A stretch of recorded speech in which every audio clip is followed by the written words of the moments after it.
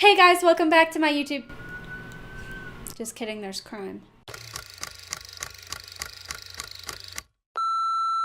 Hey guys, welcome back to my YouTube channel. Today I'm doing another crochet and chat and I am very excited about it. I was contemplating whether or not I wanted to wait until Halloween to do this crochet and chat, but then I decided against it because I didn't want to wait, and I absolutely love this character. And I don't know, once I get an idea in my head, I just cannot stop until I create what I want. My project today is going to be Bill Cipher from Gravity Falls. And if you haven't seen Gravity Falls, you really need to see Gravity Falls. It is one of my favorite shows of all time. I'm very excited to do this project. I'm probably going to talk about it in the chatting part, so I might as well just throw you over to that. Without further ado, let's crochet. I apologize in advance because I've had the sniffles for the past couple of weeks, so that's still gonna be in the back of my throat. I don't even know how to say that. If you hear that during me talking, I apologize. As you know from my videos, I like to talk about things that pertain to what I'm creating. And in this case, due to the show and the nature of the show that Bill Cipher comes from, I wanted to talk a little bit about my childhood and adventure. Gravity Falls takes place in Gravity Falls, Oregon, and that's part of the reason why I love it so much, because I have such an attachment to the state of Oregon. I love the forests there and just so much about it. I feel like there is some extra supernatural beliefs in Oregon that you wouldn't necessarily get from other states. I don't know. I just think that it works with the show so well. And I think the supernatural element in the show where weird things are going on reminds me a lot of how I had that same kind of wonderment when I was a kid. Growing up, one of the things that was so important to me and really was a source of adventure was camping. I did go camping quite a bit as a kid, and so there are some memories that I have that seemed like huge adventures at the time back there. Over summer break, one of the main camping experiences that I had was through my church, and we did something called Girls Camp, where all of the girls 12 through 18 would get together and go camping. I was pretty excited about it almost every year. I went with my best friend. I had her come with me. My first year was really rough at this camp, and I just did not see any reason why I should go back. But when the next year did roll around, I did end up going, and I might sometime tell you about why that first year was super rough, but to do that would probably have to get my old journals from that time and see why, because I can't really remember why.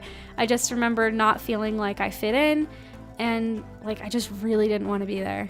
I'm not talking about my first year though, I'm talking about my second year. My older sister and my cousin would also come to these camping trips. Clearly, we were all part of the same church, so we all went to the same place. So my group of friends at the camp was my sister, my cousin, and my best friend. We were very excited to go and to be there and to be together and to just have fun at camp and not really care about anything else for about a week. The time leading up to it, we were very excited, and I was checking my packing list like a million times. I don't know if anyone else has this problem, but I always feel like even if I have my packing list and I check everything off, I feel like I'm missing something or forgetting something, or like something is out of place. And also just trying to get everything that I need into a bag is very difficult to do for me. I feel like I've gotten better since then, but it's always sort of like in the back of my mind that I'm forgetting something or I have too much of something. It's a very delicate balance for me. This camp that we were going to already had cabins, so we didn't need to worry about bringing tents or anything. We just brought sleeping bags because I don't think they had any bedding. It was just sort of like a mattress, and you would just put your sleeping bag on top of the mattress, and they were like these sort of bunk beds in the cabins. It was a very nice situation now that I think about it, because for the next 4 years we had to bring tents and actually sleep on the ground, like actual camping, but still, it was very nice when we had cabins. I know a lot of people would say that camping is not really the same if you're in a cabin with a mattress. I guess the full experience of camping for some people is accidentally sleeping on a pine cone, and I don't have anything against that. It's just I would rather sleep on something soft where I can actually sleep than wake up with a pine cone imprint on my side. I don't know. It can be very uncomfortable to sleep on the ground. That's all I'm saying. And so like the cabins were really, really nice. The morning of the camping trip came and we were all hyped up and we had everything from the packing list in our bags and we were just ready to go. So we get picked up and we're driven to the camping location. It's not that far away, but it's still far enough into the woods that you probably wouldn't get cell service. They tell you not to bring your phones on these trips because, you know, they want you to enjoy the whole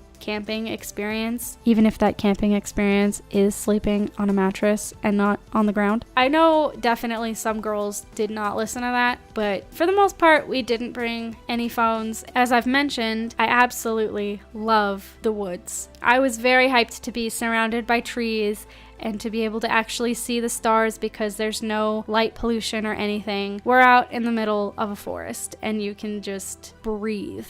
So we get there and we have to hike everything into our cabins. In the cabin that we get put in, I don't know how this happened, but we were both downhill and uphill from the rest of the camping area. And by camping area, I mean there were a whole lot of cabins that were devoted to this camp. And it wasn't just the 20 girls from my church, it was 20 girls from like about a bunch of different wards. So there are around 150 to 200 girls camping in this same central location, and I didn't know more than probably 20. I have always loved my experiences ever since that first year at camp. It's just crazy when you like get together with a ton of girls in a forest and you just make crafts and you work together on team building exercises and there's all of this stuff. Anyway, I felt like the cabin for my set of girls was sort of far away from everything else having to do with the whole of the camp. And because of that, we were on sort of the edge of one of the forests. Being a lover of trees and nature, I definitely wanted to go into the forest and look at all of the beautiful wildlife and trees and flora and fauna. I wasn't dumb enough to go alone. I wanted my sister and my cousin and my best friend to come with me. And so we all decided that we would go on a little hike into the forest to just sort of take in our surroundings. So we unpacked really quickly, and I could swear to you that we told an adult that we were leaving. However, I am not 100% sure that we actually did, which is dumb. Don't go into forests or anywhere without anything and without telling an adult.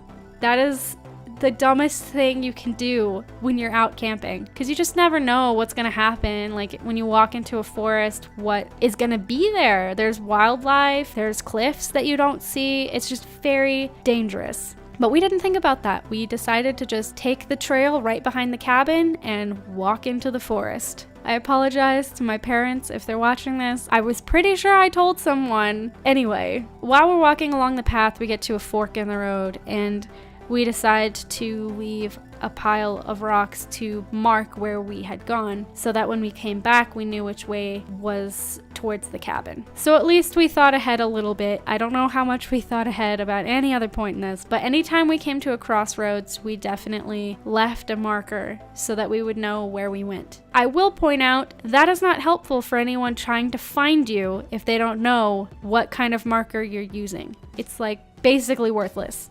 As we're walking along, I'm having a great time. I'm taking pictures. We're laughing. We're enjoying all of the flora and fauna, blah, blah, blah. Everything is fine.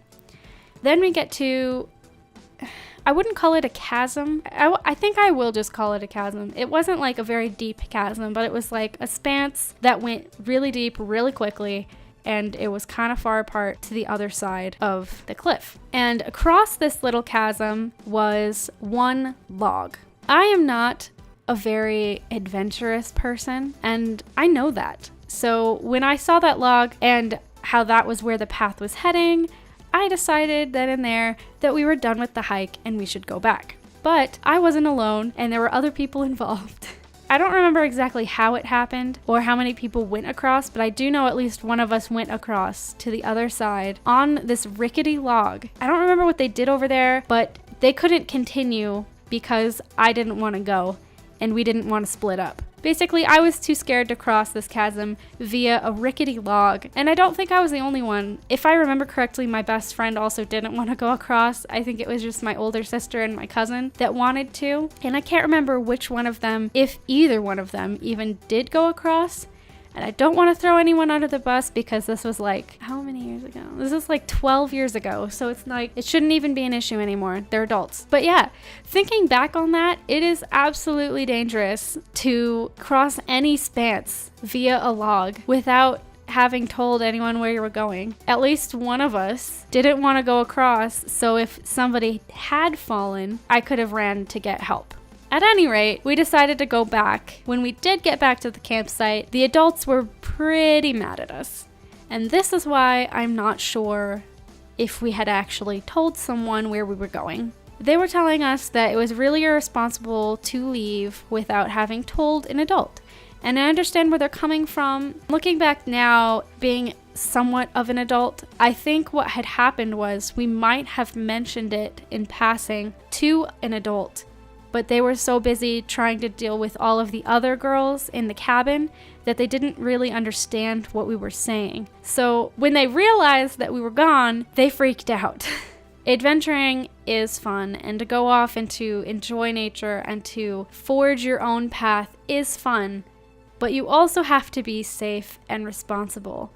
In the show, that is sort of something that they touch on a little bit, in that they do sort of tell at least someone what they're doing, so that if they do end up in a sticky situation, at least someone kind of knows where they are. I'm not sure I would have had the ability to work alongside Dipper and Mabel, because knowing me and not even wanting to cross a spans via a log, I don't know if I would have been able to do all of the crazy things that they get up to in the show. Seriously, if you have not seen it, you have to see it. I'm not sponsored by them. I wish I were sponsored. I wish I were sponsored by anyone, really, but I don't think I could get sponsored by Disney. That's impossible, even though like half the things I do are Disney now. At any rate, I love this character. I love how crazy he is. I think he turned out brilliantly, actually. And I think that's about all I'm gonna say for this time around. Thank you so much for listening. Let's get back into the outro.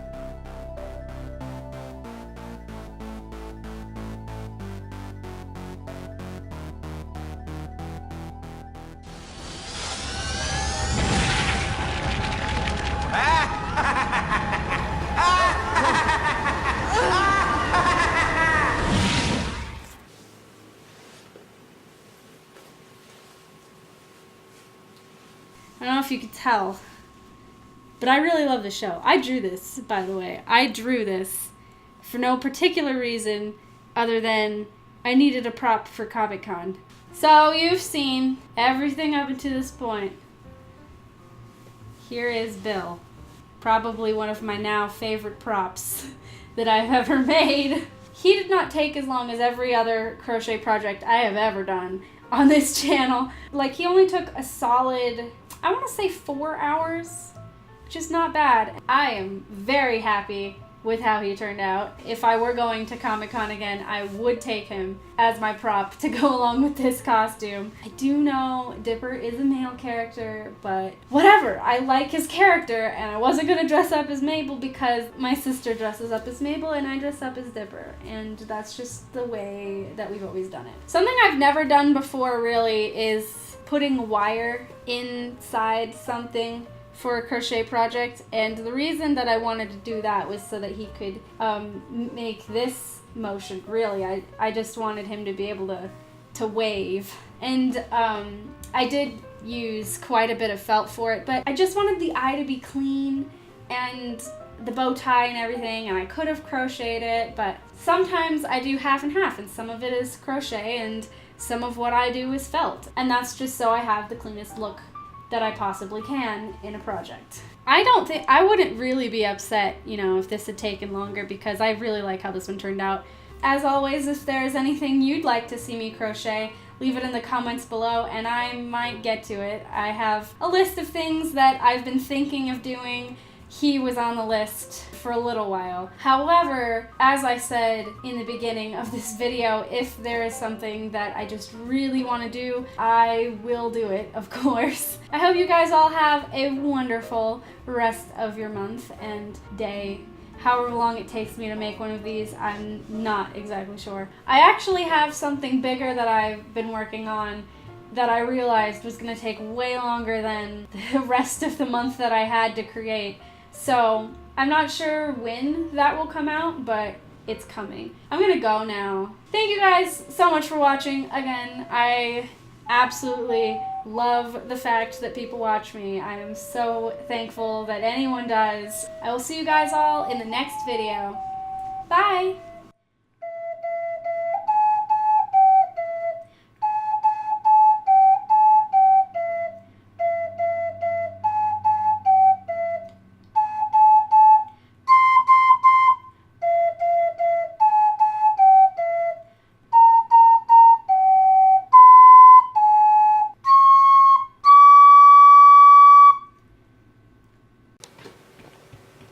Oh, great. Thank you.